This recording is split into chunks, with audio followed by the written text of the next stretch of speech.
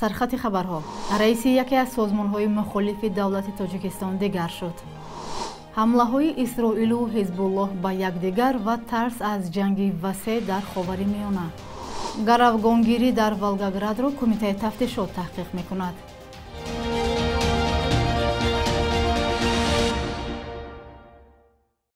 سلام بیننده‌های عزیز، امیدوارم خوبید. دوام چند لحظه بعدی شما رو با آخرین خبرهای تاجیکستان و جهان آشنا می‌سازیم. امروز دوشنبه 26 آگوست. رئیست کمیته تفتیشات در ولایت ولگاگراد روسیه تحقیق حادثه گروگانگیری در زندان رقم 19 شهر سورویکین را از روی ماده ایجاد بینظمی در کار زندان و گروگانگیری کودکس جنایی روسیه آغاز کرده است. در خبر کمیته تفتیشات روسیه آمده است که برای تحقیق حادثه گروگانگیری و کشتار کارمندان زندان گروه تفتیشاتی عبارت از مفتشان با تجربه تشکیل شده است. تحقیق زیر نظارت دستگاه مرکزی کمیته تفتیشات روسیه قرار گرفته است. در صادر کردن این جنایت 4 شهروند تاجیکستان و ازبکستان گناهکار دانسته شدند که آنها را طرفدار گروه ممنوع دولت اسلامی مینامند. تصدیق درستی این ادعاها و هم جزئیات دیگری حادثه توسط منابع مستقل امکان ندارد. رمضان رحیمزاده وزیر کارهای داخلی تاجیکستان در یک صحبت تلفنی با همتای روسش ولادیمیر کالاکولتسف آمادگی تاجیکستان را برای کمک در تحقیق این حادثه وعده داد. اما وزارت کارهای داخلی شرکت شهروندان تاجیک را در این حادثه تصدیق و یا رد نکرده است. در خشونت‌های روز جمعه در زندان ولایت ولگاگراد 4 محبوس، 8 کارمند زندان و 4 زندانی دیگر را گروگان گرفتند. در نتیجه 4 کارمند زندان را با کار زخمی کردند که 3 نفرشان در جای حادثه جان داده، 1 نفر دیگر در بیمارخانه درگذشت. تیمور ورقی خبرنگار و فعال سیاسی تاجیک را رئیس انجمن آزاداندیشان تاجیک یکی از سازمان‌های مخالف حکومت تاجیکستان انتخاب کردند. در بیانیه رسمی سازمان که در فیسبوک نشر شد آمده است که در جلسه انجمن در روز 24 آگوست تیمور ورقی شاعر، روزنامه‌نگار و فعال سیاسی تاجیک از جانب شورای راهبری سازمان به عنوان رئیس انجمن آزاداندیشان تاجیک انتخاب گردید. انجمن مذکور که گروه ازیایان و دیگر اندیشان تبعیدی تاجیک را گرد آورده است، سال 2015 تأسیس یافت و تاکنون آن را علیم شیرزمانوف معاون سابق رئیس حزب سوسیال دموکرات تاجیکستان راهبری میکرد. تیمور ورقی سالهای طولانی در رسانه‌های گوناگون تاجیکستان کار کرده و 14 سال خبرنگار بخش روسی رادیوی BBC در مسکو بوده است.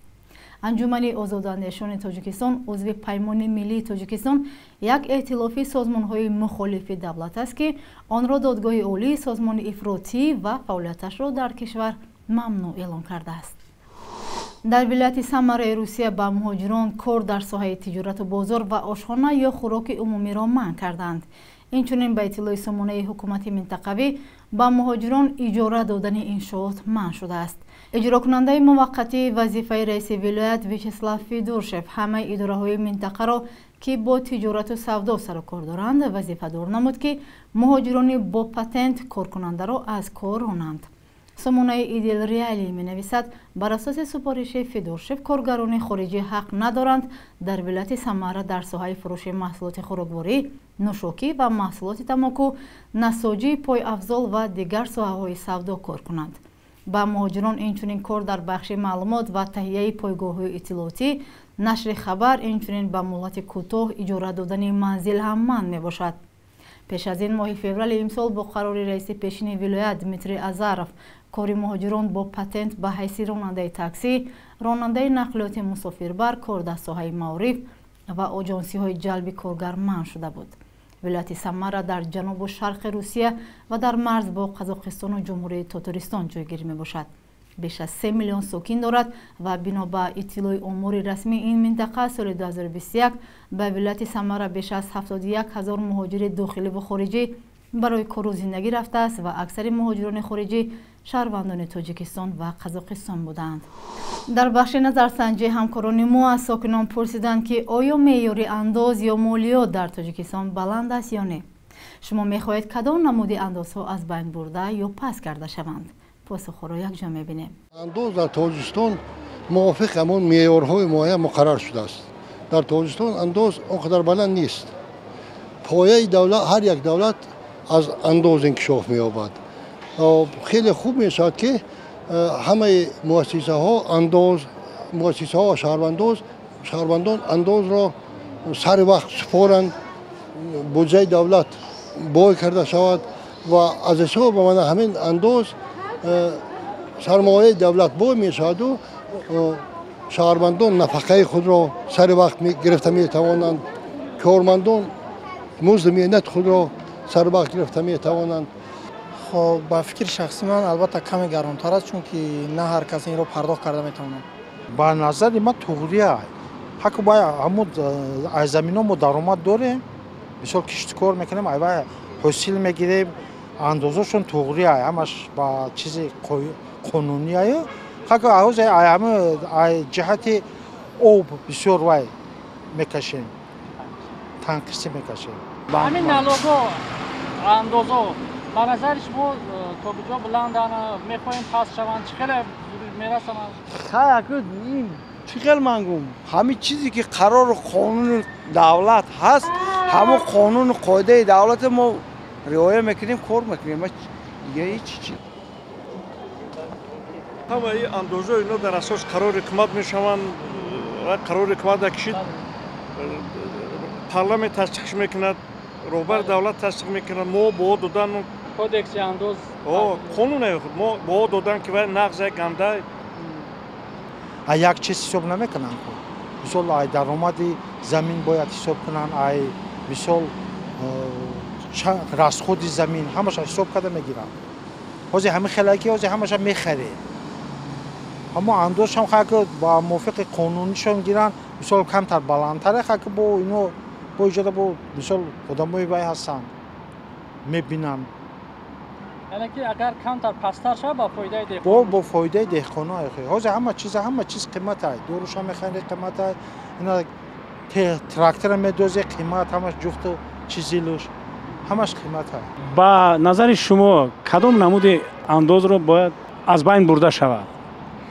خیر شاید بسیار باشند نمودهایی که از بین برده شود به خاطر رونق و رشد کشور ما اما بهترین است که همون از بین برند انداز بوجه زیاد برای بالای همین ساختمانچی‌ها در ساختمانچی‌ها اندازی زیاد بستگی هستند علاوه از اون که انداز میگیرند با دولت میسپرند باز نفرای دیگر میبیان میستونند میروند حق وای خودشون رو که این در زبان عموم رشوت گفته میشود این از بین رود بهتر است برای نکوهولی خلق مساعدت میکند و اندازی کمونالی هم از بین رود خوبتر میشود یعنی نرود بگذار باشد اما کمتر باشد و اون میاره که به کیسه ما مردم بیچاره رس بیاید برای آبادی شهر اینقدر خانه‌های با شما ساختن خیلی خوب می شود که انداز آنها نسبتاً فایز آنها نسبتاً کمتر شود و اون صاحبکاران نیز نرخ همون خانه های استقامتی خودشان رو به اندکی باز چی میکردند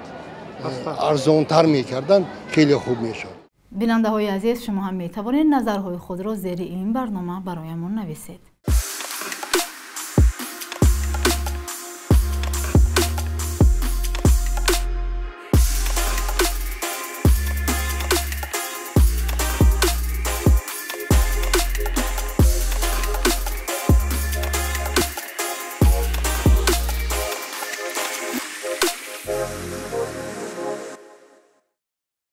صبح 25 август نیروهای اسرائیل با حمله‌های زیادی هوایی به جنوب لبنان گفتند که عملیاتشان برای جلوگیری از حمله‌های احتمالی سازمان حزب الله لبنان است. پس از این سازمان مذکور به اسرائیل با صدها موشک و پهپاد حمله برده گفت که برای قتل یکی از فرماندهان عالی رتبه حزب الله در آخر ماه گذشته انتقام میگیرد. درگیری سخت بین دو طرف خطر جنگ تمام عیار در منطقه را به وجود آورد و ممکن است به آن امریکا و ایران و سازمان‌های تندرو در تمام منطقه کشیده شوند.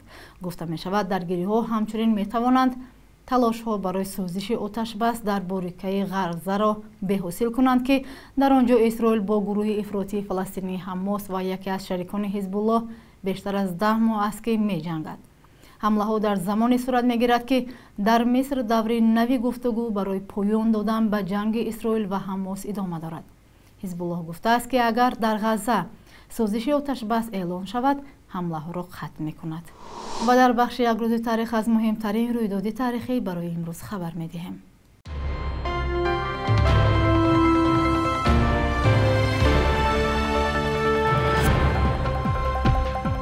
26 августи соли 2016 ҷамшед ёров вакили дифои маҳмадалии ҳаид муовини зиндонии раҳбари ҳизби мамнӯи наҳзати исломӣ ва бародари ҳуқуқшиноси зиндонӣ бузургмеҳр ёров барои 2 моҳ ба ҳабси пешакӣ гирифта шуд. Наздикони хонавода гуфтанд, ҷамшед ёров барои ифшои маълумоти дорои сирри давлатӣ ба ҷавобгарӣ кашида шуд. ёров ки ин айбномаро рад мекард, зери фишори ҷомеаи байналмилали озод ва дар Аврупо паноҳанда шуд. 26 августи соли 2015 ду сарбози пойгоҳи 201 Русия Илдар Сахапов ва Фёдор Басимов барои куштори бераҳмонаи таксирони тоҷик Раҳимҷон Тешабоев ба 13 ва 17 соли зиндон маҳкум шуданд.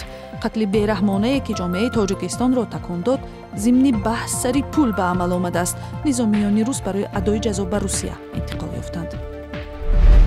26 августи соли 2017 Созмони Милали Муттаҳид аз Тоҷикистон хост ки талаботи табъизомези арӯсӣ бо духтарони тоҷик барои хориҷиҳо бекор карда шавад. Тоҷикистон мегӯяд бо ҳадафи ҳимояти ҳуқуқи бонувони тоҷик аз домодҳои хориҷӣ пеш аз арӯсӣ харидани хонаву таъминоти молиро тақозо мекунанд ва бо ин роҳ аз истисмори шаҳвонии занон ҷилавгирӣ мешавад.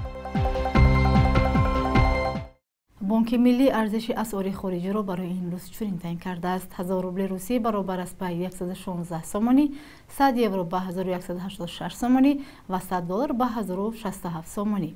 ин қурби расмӣ аст ва аз бонкҳои тиҷоратӣ фарқ мекунад.